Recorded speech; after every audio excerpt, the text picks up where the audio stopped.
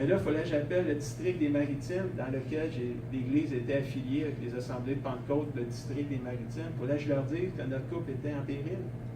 Mais là, j'ai dit, mais eux, je les appelle. C'est sûr que là, mon chien est mort, par exemple. C'est sûr qu'ils vont me mettre sur la tablette, là, puis ils vont dire, regarde, va dans le coin, là, tu vas régler tes problèmes. Puis, mec, tes problèmes soient réglés, là, tu reviendras nous revoir, on va te redonner ton poste. Moi, j'étais sûr qu'ils me diraient ça. Mais je n'avais pas le choix de les appeler, c'est à mes autorités, puis il fallait que je le dise. Les autres, je n'avais pas le choix. Là. Puis, à ma grande surprise, quand je les ai appelés, ils m'ont dit, Guy, ils dit, nous, là, on croit dans votre couple. Juste en partant, déjà là, je ne m'attendais pas à ça. Puis, on dit mieux que ça. Là. Au Day Maritime, on a juste des intervenants, des conseillers anglophones. Mais il dit, au Québec, on en connaît qui sont francophones. On vous paye le voyage au Québec pour que vous puissiez rencontrer des conseillers chrétiens qui vont vous aider dans votre épreuve. Fait que ça ne nous a pas coûté cher parce qu'on connaissait quelqu'un à Longueuil, puis mes parents restent dans le coin, fait qu'on est venu rester chez mes parents. Mais tu sais, c'est là tu sais, que quand tu embrasses la grâce de Dieu, puis tu commences à la vivre et à la voir, ça change une vie. Moi, je m'attendais à être mis dans un coin, parce que c'est ça que j'avais vu toute ma vie. J'avais tout le temps vu que quand quelqu'un faisait une erreur, va régler tes problèmes avec tes problèmes. Au lieu de l'aider, il était à terre, au lieu de te donner la main pour l'aider, on tapait dessus, mais que tu sois guéri, tu reviendras. Tu sais, j'exagère là, dans mon image, mais que celui qui a des oreilles comprend. Tu sais, c'est un peu ça. Moi, je m'attendais à ça, puis j'ai pas eu ça. J'ai eu la grâce que je ne m'attendais pas de recevoir. Fait que j'en ai encore beaucoup à donner de la grâce aujourd'hui. Mais pour faire une histoire courte, parce que ça serait trop long à raconter, ben, le Seigneur est venu par un miracle surnaturel redonner l'amour à notre vie. Redonner l'amour à Lynn pour moi. Mais là, je vous raconte ça en une minute, là, mais ça n'a pas pris une minute. On peut dire peut-être 3 ans. 3 ans là, que ça a pris là, avant que ça revienne. Et il y a eu des guérisons là-dedans, il y a eu des restaurations, Lynn était amère envers moi, puis à un moment donné, Dieu a parlé, puis il a dit, faut que tu demandes pardon à ton mari pour l'amertume que tu as eue envers lui. Elle a dit non, je ne demanderai pas pardon pour l'amertume que j'ai eue envers lui, parce que c'est lui qui m'a causé cette amertume-là. Le Seigneur, il a dit, c'est quoi je t'ai dit? Puis elle a obéi. Oh, wow, l'obéissance. Là, elle m'a dit, Guy, il faut que je te parle. L'autre coup, quand elle m'avait dit ça, c'était pour me dire qu'elle ne m'aimait plus. Là, elle m'a dit, là, puis là, on parle de 3 ans plus tard, 2-3 ans plus tard, puis qu'elle me dit, Guy, il faut que je te parle. Et moi, j'aime pas ça qu'on me dise ça. Parce que ça ne me rappelle pas un bon souvenir. J'ai dit, bon, Guy, c'est quoi de ton corps, là? C'est fini? C'est comme, moi, je pensais que c'était fini, là, tu sais. Elle dit, non, il faut que je te demande pardon pour l'amertume. Écoute, il n'y a pas de mots pour dire la libération que ça l'a fait. Elle a été guérie. Elle s'est réveillée le lendemain matin. Là. Plus d'amertume, plus rien. Puis là, on parle là, de ça fait peut-être 8-9 ans de ça. C'est fini. C'est plus revenu. Terminé. C'était une guérison complète. Peut-être qu'un jour, on pourra vous raconter cette histoire-là avec des détails. Mais c'est une guérison complète. Puis quand l'amour disparaît dans un couple, des fois, on pense que ça ne reviendra plus, mais ça peut revenir. Ça peut revenir. On est un témoignage vivant que ça peut revenir. Puis l'amour est vraiment revenu. On n'est pas des colocs. Parce que des fois, il y a des couples qui restent ensemble, qui sont colocs. Puis tu sais, regarde, je ne juge pas ces gens-là du tout. Là. Mais je veux juste dire qu'on n'est pas dans une relation de coloc. Il y a vraiment un amour qui est revenu. Puis même un couple qui vit, on va dire en coloc, mes parents, ils ont chacun leur chambre parce qu'ils sont rendus à un certain âge. Puis ils s'aiment pareil. C'est pas que l'amour n'est pas là. Je pense que vous comprenez, là, on n'est pas là pour porter des jugements sur les gens, mais je suis juste dire on vit une belle relation ensemble qu'on n'aurait jamais cru quand elle m'a annoncé qu'elle m'aimait plus. On ne pensait pas que ça viendrait. Je pense que c'est même meilleur qu'avant. Qu'elle me dise. Je dirais, moi, je vais dire que c'est meilleur. Je laisserai ma femme le dire. Mais je pense qu'elle va dire ça aussi, parce que je ne ressens pas que l'animosité. Donc, merci Seigneur. En 2004, j'ai 37 ans, je suis devenu pasteur, j'ai presque fini. Je suis devenu pasteur à Sainte-Julie. Ça faisait 6 ans que j'étais au Nouveau-Brunswick. j'ai eu l'opportunité de revenir chez nous, à Sainte-Julie, c'est proche de chez nous. Sainte-Julie, c'est juste avant Longueuil. Puis j'ai été pasteur là d'une église pendant presque 6 ans. On a été là en août 2004, puis on a terminé en décembre 2009. C'était 5 ans et demi, presque 6 ans, où on a vu notre petite église de 40 personnes à Sainte-Julie grandir. Puis quand on a quitté, on était à peu près 120 personnes. Fait qu'il y avait vraiment eu une vitalité là, dans cette église-là. Beaucoup d'âmes sauvées. C'était vraiment merveilleux là, ce qu'on a vécu dans cette église-là. C'était extraordinaire. En janvier 2010, à l'âge de 42 ans, je suis devenu pasteur d'une des 3 églises à Saint-Hyacinthe. Je cherchais un pasteur, puis je suis devenu pasteur d'une de ces 3 églises-là. Et le rêve qu'on avait, moi et ma femme, de devenir pasteur d'une église chez nous à Saint-Hyacinthe, s'est accompli là. C'est un rêve qu'on avait. Je sais qu'il y en a qui vont dire le prophète est méprisé dans sa patrie, mais moi je ne suis pas un prophète, je suis un pasteur. Donc, le Seigneur a permis qu'on revienne à la maison. Moi et ma femme, on est nés dans le même hôpital, on est nés de nouveau dans la même église. Puis là, on est pasteur dans notre église d'origine. Puis ça, c'est un rêve qu'on chérit. Sauf qu'on n'est plus 3 églises maintenant à Saint-Hyacinthe. On a vécu un autre miracle.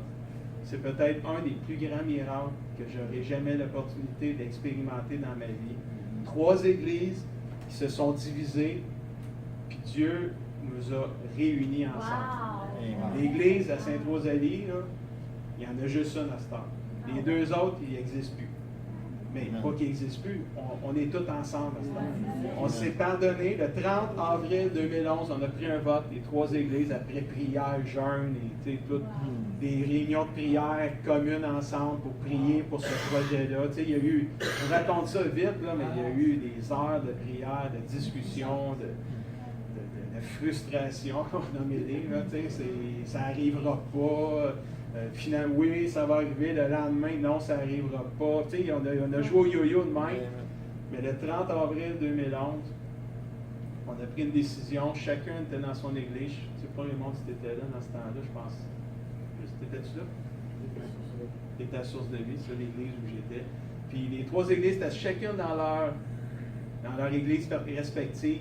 Puis à 3 heures, on prenait le même vote. Est-ce qu'on veut la fusion des 3 églises, oui ou non? C'était clair comme question. Là. Puis on a pris le vote en même temps pour ne pas influencer le vote de personne.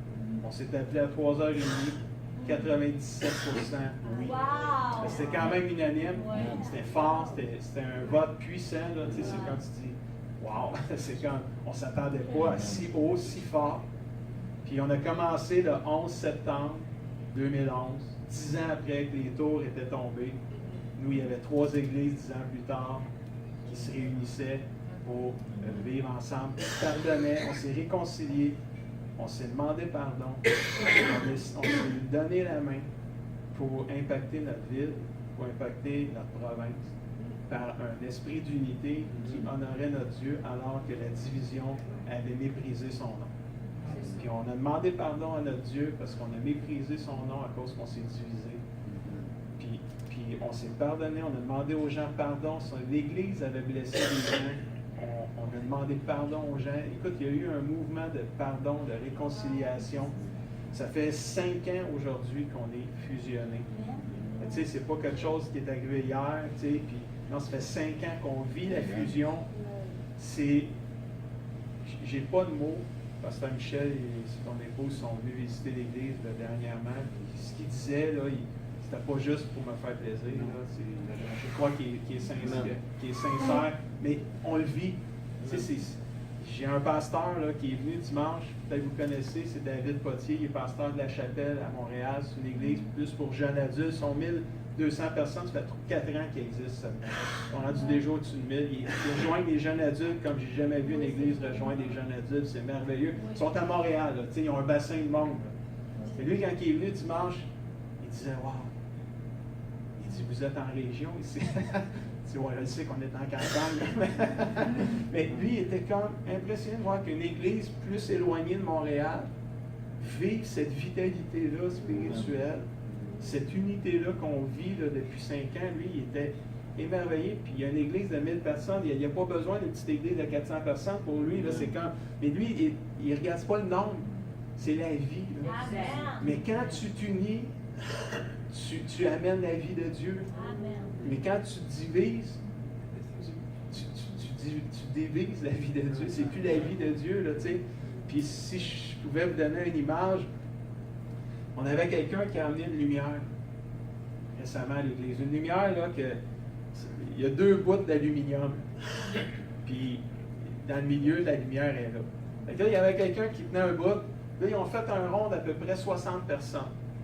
Un dimanche matin, là, on a présenté tous les enfants à l'église, puis tous les moniteurs et les aides-moniteurs qui servent dans le ministère des enfants. Là, nous, on a à peu près 60 bénévoles qui servent dans le ministère des enfants, puis on a à peu près 100 enfants.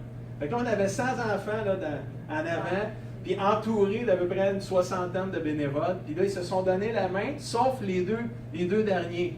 Celui qui avait la lumière dans les mains, puis l'autre qui était à côté d'elle. Puis quand l'autre personne a mis la main sur l'autre bout de la lumière a allumé. Et elle n'était pas pluguée, la lumière. Là. Je ne sais pas comment est-ce qu'ils font ça, là, mais on dégage quand même de l'énergie, c'est ça que ça veut dire. J'ai compris ça. Ouais. Puis là, quand l'autre a mis la main, la lumière s'est allumée. Puis là, tout le monde a dit « Wow! » Les enfants étaient là, l'autre voyait la lumière, ils ne croyaient pas à ça. Même moi, j'avais la misère à croire à ce que je voyais. Puis là, il y a quelqu'un, la personne qui expliquait de ce qu'elle voulait nous enseigner, elle disait à quelqu'un dans le rond, détache ta main de la personne avec qui tu la tiens. Quand la personne a lâché la main, les deux là, tenaient toujours la main là, ici. Là. La lumière, elle a éteint. Une personne qui se détache du groupe, la lumière, elle s'est éteinte. C'est comme unis, on brille, séparés, on brille moins. Je ne dirais pas qu'on brille plus, mais je vais dire qu'on brille moins. Tu sais, là, c'est sûr, c'est une image là, de lumière, mais l'importance d'être unis, ce que tu disais, Pasteur Michel, en début, là, c'est tellement puissant ce que tu dis, parce que c'est facile de critiquer, c'est facile de juger. Tu n'as même pas besoin de prier pour faire ça. Ça sort tout seul. Tu te rends compte de moi, j'ai jugé. Mais pas juger, il faut que tu t'arrêtes. Il faut que tu pries. Tu as besoin de Dieu. Oui. Tu as besoin de Dieu pour ne pas juger ton autre. Mais qui est parfait après vos 20 ans de vie chrétienne?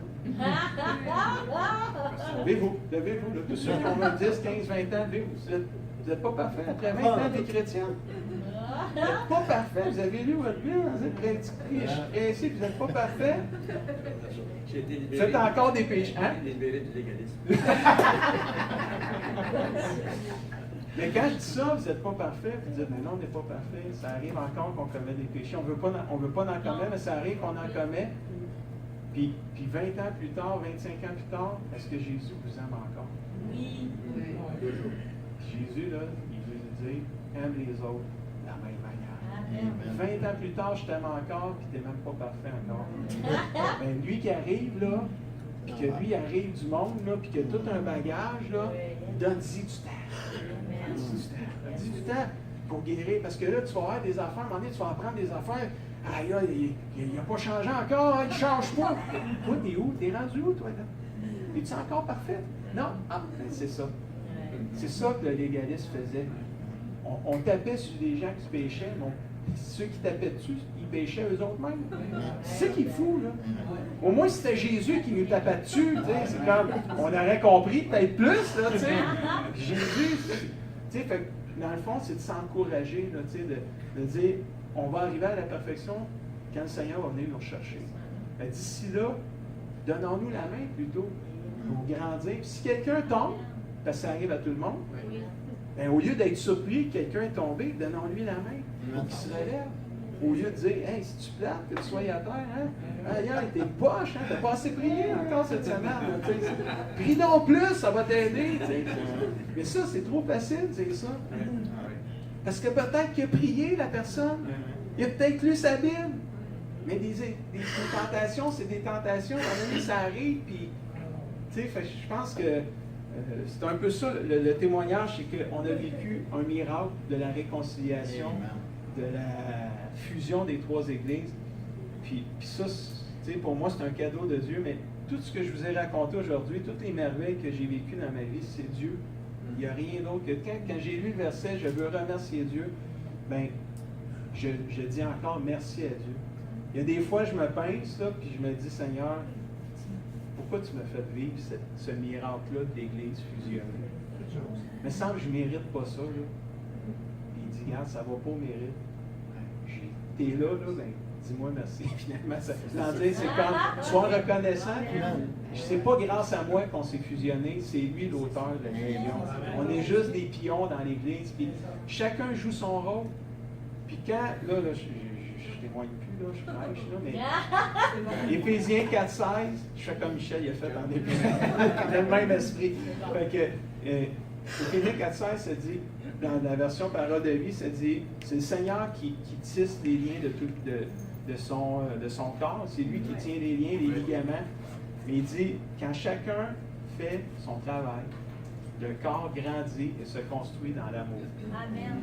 Fait que, essaye pas de faire la job d'un autre. On t'a assigné un rôle, fais-le. Fais ton rôle à 100% pour le Seigneur. Lui, il voit, il va te le rendre. Même si tu n'auras pas toujours la table dans le dos de tout le monde, lui, Dieu, il voit ce que tu fais parce que tu le fais pour lui et tu le fais pour la famille de Dieu. Fais le travail qu'on t'assigne, le rôle qu'on t'a donné, fais-le. Si ton rôle, c'est d'intercéder puis de prier parce que tu n'as plus l'énergie pour faire du rôle physique, mais prie et intercède parce qu'il y a des victoires qui vont se gagner là-dedans. Et ça, c'est un rôle, là, les personnes qui vieillissent, là, des fois que tu as moins d'énergie, puis tu penses que tu n'es plus utile à rien, puis tu penses que Dieu, il t'aime plus parce que là, tu ne peux plus servir comme tu servais, puis là, tu te sens peut-être inutile, puis plus bonne à rien ou plus bon à rien. Laisse-moi te rassurer que alors que ton corps peut se détruire de jour en jour, la Bible dit que ton cœur, lui, se renouvelle de jour en jour. Puis tu peux prier encore là, chez vous, là. Tu peux intercéder, puis il y a des gens là, qui vont gagner des victoires parce que tu as prié, tu as intercédé, tu es la guerrière dans la prière. Fait que quand tu vois que tes forces diminuent physiquement, ton spirituel, là, il est peut-être plus fort que tes forces physiques. Fait que prie pour l'Église, prie pour les autorités, pour les pasteurs, pour les leaders, prie pour les gens qui puissent tomber en amour. J'ai aimé le chant amoureux de Jésus, c'était bon. Continue de louer Dieu. Tu as une onction dans l'adoration. Peu importe ce que tu vis, prends ta guitare, chante des chants pour le Seigneur. Tu as l'esprit de la louange en toi, c'est là, c'est vivant. Continue de répandre cette joie-là, cette passion-là de l'adoration. Alors que toi, tu loues Dieu, regarde, les autres vont te suivre. Amen. Mais continue, lâche pas, c'était bénissant ce matin. S'il y en a qui ont des questions, il nous reste 10 minutes. C'est pareil, comme on dit. Tu pardonnes avec tes lèvres, mais pardonne avec ton cœur. Oui. Ah, c'est ça qui est important. Souvent, moi le premier, pardonner avec les lèvres facilement, c'est facile. Mais non, tu fais une erreur. Tu te le dis avec, il te répond, il te parle par le Saint-Esprit. Donc, pardonne avec ton cœur, là, t'es libre. Amen. Peut-être ouvert une période de 2-3 questions, si jamais il y en a par rapport à tout ce qu'on a j'ai partagé, s'il y en a qui veulent, ont une question, là, ça brûle, ils veulent la poser. Oui. Oui. Mario, c'est un gars de Saint-Hyacinthe en passant, pour ceux qui ne savaient pas. Tu peux revenir avec ta femme ou témoigner. Oui. Je vois ça, un témoignage de couple, c'est super beau, super bon. Regarde, Il faut que j'y demande, là, mais pas le mois prochain, là, mais peut-être que on verra. L'année prochaine. Oui, c'est ça, peut-être l'année prochaine. Oui. Je ne sais pas si c'est indiscret, mais je le pose. On dit non, oui, mais c'est un programme que vous avez suivi, toi et ta femme? Non. Non. On a juste rencontré un conseiller un après-midi. OK. Qui a rencontré ma femme tout seul, qui a rencontré moi tout seul, qui nous a rencontré tous les deux tout seul. OK. Puis lui a commencé avec ma femme, là, ça, il m'a poivré comme fou après ça. En voulant dire, je dis poivré, c'est un grand mot, en voulant dire, il m'a juste fait prendre conscience que j'avais une perle dans les mains qui était en train de me glisser, puis qu'il fallait que je prenne action. Fait que, c'est sûr que là, je ne peux pas rentrer dans cette chose-là, mais. La jeune de vivre ça, un peu, il y a une séparation et une réconciliation.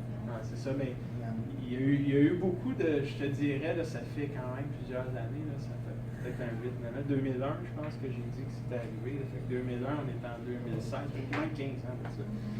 Mais les guérisons se sont faites peut-être 3 ans après. Là. Ça fait peut-être une douzaine d'années là, que c'est guéri. Là, mais il faut toujours que je me batte pour être un prince charmant. Okay. Moi, j'ai décidé que quand ma femme ne m'aimait plus, puis qu'elle m'a dit, faut que tu me reconquérisses. Là. Je ne sais pas si c'est un bon mot, là, mais vous comprenez ce qu'il veut dire. Là. Faut que tu me reconquérisses. Mais c'est dur de conquérir quelqu'un qui ne t'aime plus. Là. C'est tout ça, ça a pris du temps. Mais à un moment donné, la grâce de Dieu, en tout cas, c'est revenu. C'est revenu. Puis là, il y a eu la guérison d'amertume qui est venue. Ça a comme été la cerise sur le Sunday, ça.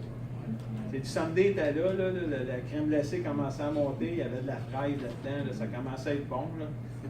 Mais quand il y a eu la guérison de l'amertume de ma femme, qui expliquera, mais qu'on vienne, Dieu voulant, l'année prochaine, bien là, c'est ça qui a fait qu'aujourd'hui, l'amour est vraiment revenu. Là, mais ce n'est pas un programme en tant que tel, c'est des décisions de cœur. Toutes les deux, même si ma femme ne m'aimait plus, parce qu'à un moment donné, j'étais découragé, puis là, j'avais fait un budget avec 2 enfants, moi j'avais fait mon budget avec mes 2 autres, c'était catastrophique. Ça ne donnait pas le goût de se séparer en partant. Mais, puis là, elle dit, pourquoi tu fais ça? Elle dit, pourquoi tu voudrais t'en aller? Ben, parce que là, je suis tanné, ça ne marche plus, tu m'aimes plus. Là, c'est comme si à un moment donné, je t'ai résigné à ce que ça guérira pas. À un moment donné, tu persévères, à un moment donné, tu ne veux pas de résultat, ça te décourage un peu. Là, c'est elle qui me remontait. Et là, j'ai dit, tu me niaises, hein? Tu m'aimes plus, puis là, je suis prête à partir, puis tu me retiens. C'est quoi ton problème? C'est quoi le problème? Parce que peut-être que là, elle n'aimait plus, mais dans le fond de son cœur, elle ne voulait pas déplaire à Dieu non plus. Elle ne voulait pas briser la famille. Elle ne voulait pas. Tu sais, tes pasteurs à Saint-Hyacinthe, on était connus de tellement de gens que là, ils apprennent que Guy Gosselin s'est séparé, divorcé. Tu sais, on voulait. Ça aurait pu arriver, là, puis regarde, j'aurais été obligé de vivre avec ça pareil, là, tu sais, mais ça arrive à des gens, il y a des personnes que j'aime qui se sont séparées, divorcées, puis regarde que si tu veux, là, on va les aimer, ces personnes, on va les aider, parce que, tu sais, ça arrive, là, regarde, c'est comme, tu ne contrôles pas, tu sais, puis c'est un couple, c'est 2 personnes, là, tu sais, puis c'est beau un qui veut, si l'autre ne veut pas, ça va être très difficile, là, tu sais, mais merci Seigneur, à un moment donné, Oui. Après la séparation, est-ce que tu as repris contact avec la petite église du Nouveau-Brunswick? Après La séparation. Qu'est-ce que tu veux dire, la séparation? Je veux dire, quand c'est arrivé, lorsque tu avais annoncé ça à l'église, que tu es démoralisé, ça ne marchait plus dans ton cours. Non, mais j'ai toujours été pasteur, j'ai jamais arrêté. Ah, c'est bon. Là-bas, j'ai jamais arrêté là-bas. Moi, j'ai quitté en 2004. Fait que pendant 3 ans, on vivait une guérison de cœur, de couple, tout en étant pasteur. Là. Ça, c'était quelque chose. Hein? On n'a jamais été séparés. On n'a jamais été séparés physiquement. Mais émotionnellement, on était séparés. Ou spirituellement, on était séparés. Mais quand on est arrivé à l'église, on s'était dit, c'était pas facile, là, on se l'entend. Là. Pour nous deux, c'était pas facile, mais on s'était dit, on ne fera pas souffrir l'Église par nos souffrances.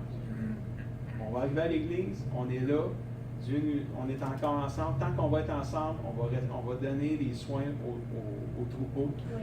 Puis on avait une petite église, on a pris soin des gens, on les a aimés. Je ne sais pas comment j'ai fait pour prêcher dans cette période-là, mais Dieu, il y avait une grâce sur nous autres, c'est sûr. Puis on a aimé les gens. Ma mère qui savait tous mes problèmes, parce que c'était ma confidente qui restait ici, elle écoutait mes prêches, puis elle dit à Guy, c'est parce que je le sais, tu vis des affaires, parce que je le ressens pas dans l'église. Fait qu'il y a une grâce de Dieu. Puis c'est pas qu'on était hypocrite quand on arrivait à l'église.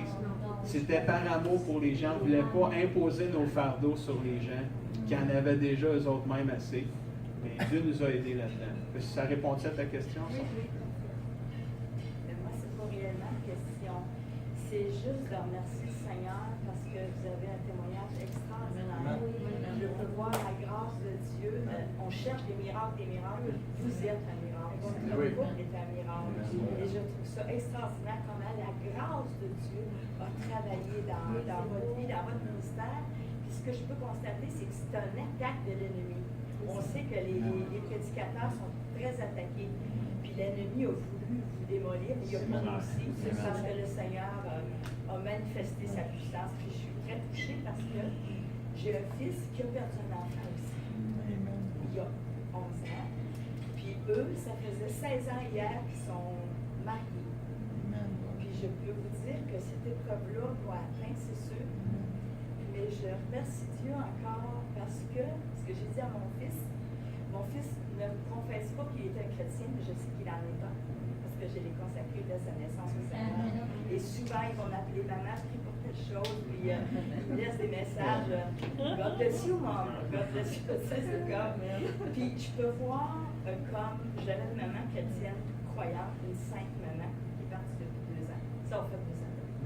Et puis, elle, qui savait vraiment qu'il y avait spirituellement, qu'il y avait une belle communion de son Seigneur, elle a dit à mon fils, elle dit, ton petit bébé là, qui est parti, que le Seigneur allait chercher, il n'est plus un petit enfant comme ça. Il est un beau jeune homme. C'est ça, de l'autre côté. Il est un beau jeune homme dans la splendeur de l'âge. Fait que ça, là, quand il a entendu ça, là, il a comme eu la même réaction que vous, de dire, Seigneur, je ne comprends pas pourquoi tu as fait ça, mais je te remercie, je l'accepte. C'est un très beau témoignage et que Dieu vous bénisse de continue de vous bénir. Merci, Michel. Moi, c'est déjà la main. Oui, c'est ça. Bon, ça va d'aller manger. J'ai dit midi et demi qu'on n'était pas allé manger de l'autre côté. La pasteur, c'est vraiment quelque chose. On a entendu des témoignages, mais un témoignage comme ça, c'est rare qu'on entend. Bien expliqué. J'ai aimé la restauration aussi de l'Église, la restauration du couple. Je pense que j'ai des témoins aussi de ma vie ici dans la famille qu'on se rejoint parallèlement dans notre existence. C'est incroyable. Des choses qui sont arrivées dans ma vie que ça y est arrivé, c'est identique. Ça me rejoint beaucoup, puis je suis content parce que d'un autre côté, moi j'ai perdu deux enfants, après mieux. Vous savez, quand il dit que Dieu nous guérit, c'est vrai, je ne suis pas capable d'oublier. Amen. Ça me fait mal quand les enfants sont morts. J'en ai 2 ans, puis là, ça me pose une question. Quand il dit, t'es pas un homme de foi, si t'es un homme de foi, t'arrêtes de pleurer, t'arrêtes de. Tu sais, essaie d'avoir le contrôle sur tes émotions, mais ça fait mal. Les gens qui n'ont pas vécu ça, ils ne savent pas ça. Mais au lieu de prier, mais on est jugé et on est condamné par un esprit de légalisme. Pasteur, c'est pas de pleurer ça. Pasteur, ça peut être fort. C'est un petit de foi. C'est pas parce que je ne suis pas foi en Dieu, c'est parce que ça fait mal. C'est tout. Puis, ça, quelque part, c'est pas des questions, c'est bon, comment ça que je suis comme ça? Non, je ne suis pas capable de contrôler mes émotions, tout ça. Ça, dans son témoignage, ça me fait du bien. Parce que ça me dit, ouais, je suis normal. Amen. Je suis pas si pire que ça. Amen. Ça nous me rejoint beaucoup. Ça fait mal, je comprends quand il a perdu son enfant, tout ça. Puis, comme il a dit, quand ça t'arrive quelque chose, quand ça arrive quelque chose à quelqu'un d'autre semblable, tu pries avec compassion. C'est plus la même chose, tu ne prieras jamais pareil. Et quand on dit la prière, c'est donc vrai, pour le légalisme. Ah, faut que tu pries tant de temps par jour, puis je vous dis qu'il faut qu'on se mette tout ensemble, qu'on prie une demi-heure, on prend 1 heure, puis un ordre. Ça, c'est l'esprit légaliste, c'est religieux. Je vais dire une chose. C'est quand une personne reconnaît ses torts, comme il a fait devant l'Église, il a avoué que ça n'allait pas bien dans cette couple, ça plaît Dieu. Amen. Parce que la reconnaissance est une prière devant la face de Dieu. Des fois, on est là, puis on prie, puis on peut dire 1000 mots, mais juste reconnaître les faits en toute vérité, ça, c'est une belle prière qui m'appartient à bon odeur devant Dieu. Il était vrai, il était comme ça. C'est ça que Dieu aime. La prière, il y a bien des choses. Faire une bonne action, c'est une prière. Dire à quelqu'un que tu aimes, que tu dis à ta femme à la journée, je t'aime ma chérie, c'est une belle prière. C'est une belle prière, ça. Faut-tu prier avec l'alimentation pour prier? On peut prier avec la reconnaissance, non? Dans la joie. Réussissez-vous toujours dans le Seigneur. On fait la prière. Hein? C'est bien 4-4. Donc, quelque part, merci, pasteur. Et j'ai dit, ma femme, justement, j'aimerais vraiment que tu viennes avec nous. Je ne sais pas quand, mais regarde, l'hiver prochain, après nous, on est fermé ici, on ne vient pas ici de décembre et janvier. Mais dès l'année prochaine, l'hiver prochain, aussitôt que tu es prêt avec ta femme, forme aussi. Amen. Moi, je veux avoir une suite à ça. C'est trop bénissant. Je suis monté un gros, mon père. Je te connais pas beaucoup, là, mais je te connais aujourd'hui. Puis là, je veux la raison de l'unité du croyant. C'est d'entendre des hommes de Dieu, des femmes de Dieu comme ça, qui vont nous dire des choses, qui vont nous rejoindre, nous, puis ça me fait du bien. Amen, parce qu'on vient de. Nous autres, on vient d'une église qui a eu 2 splits, justement. Oui. Fait que ça, là, C'est de l'art. Hein? c'est encourageant en tabarouette. De savoir que peut-être ça peut revenir. Là. Oui. Tu sais, on se sent comme. Ils ont comme pas suivi, tu sais, on se sent que nous autres, on a comme ouvert, puis eux autres sont encore sur les lois d'hommes, puis ci, puis ça. Puis on se dit tout le temps, comment ils vont faire pour arriver à être comme nous, s'ouvrir comme nous autres, tu sais, c'est comme, Nous, là, on les voit loin. On était 3 églises complètement différentes. là. C'est ce qu'on... Avec les années, chacune a développé son identité. C'est ça. Les 3 identités des 3 églises étaient complètement différentes. Et là, tu te maries là, parce que tu t'es divisé, puis tu dis, il faut honorer notre Dieu. Là, puis, mais là, il faut vivre ensemble, là, puis on est 3 identités différentes. Là, puis si tu ne meurs pas à ton identité, là, il n'y a pas de fusion. Non, c'est sûr. C'est pas mon identité, puis là, eux autres, il faut qu'ils me suivent. Ouais. C'est nous sommes une nouvelle église. Ça, c'est un miracle. Puis ça, là, ça prend de la maturité spirituelle. Amen. Puis c'est pas juste ceux qui ont un petit côté légaliste, il faut qu'ils soient immatures. Ceux qui ont la grâce, ils ont besoin d'être matures aussi. Puis encore plus, tu sais. Fait que c'est... Je peux-tu rajouter quelque Amen. chose? Oui. Je pense que ma soeur vient de soulever un point. C'est qu'il y a eu un problème dans le couple qui voulait se séparer. Puis si elle n'avait pas passé par là, probablement que la fusion dans le futur n'aurait pas arrivé. C'est pas méchant que. Elle est allée chercher le couple pour venir. C'est important. La restauration de Amen. Dieu, on en parle de temps en temps, mais c'est si important d'y croire. Dieu est rien n'est impossible à Dieu. Il s'agit juste d'y croire, c'est juste de mettre la foi. Il est On vraiment va Dieu sur la foi. Il est là pour faire grandir. Oui, mais Si oui. elle a Seigneur, parce que l'épreuve va faire grandir. Oui, je suis pas sûr quand c'est dit qu'il dit que son amour est plus grand que la main. Amen. Parce que l'épreuve nous fait grandir. On a compris quelque chose là-dedans. Ça veut dire, c'est sûr. Fait que, non, Amen. tout ça nous a fait grandir. Et qu'on je crois mes petits-enfants aujourd'hui. Ce qui a fait bouger le cœur de Dieu, c'est le jeûne, la prière de lui. Amen. Ça, là, Amen. ça a tout changé. Ça, le jeûne, on sait qu'il y a 2 sortes de jeûne. Amen. Midi, on jeûne, on prie tout ça. Il y a le jeûne spirituel, il y a dans Isaïe aussi, quand il parle de jeûne spirituel, le jeûne spirituel. Délivrer les captifs. Donc, il a parlé tantôt. Même les pasteurs aussi, on a besoin d'être délivrés. On est captifs des fois des événements, des circonstances. On a besoin de prière. C'est pas parce qu'on est faible, mais on est dedans, on est dans l'ouragan. On se fait ramasser. Là. Mais quelque part, tout aussi, on a besoin que le main se tende. Puis quand il prend la main, il dit garde, j'ai besoin que tu me soutiennes debout, parce que je vais m'écouler. C'est ça. Fait que non. J'ai été vraiment béni. J'ai un peu chaviré encore. Là. Amen. Je comprends pourquoi faire mon ami. C'est un gros. Puis, Amen. Gloire à Dieu. Soyez bénis. merci,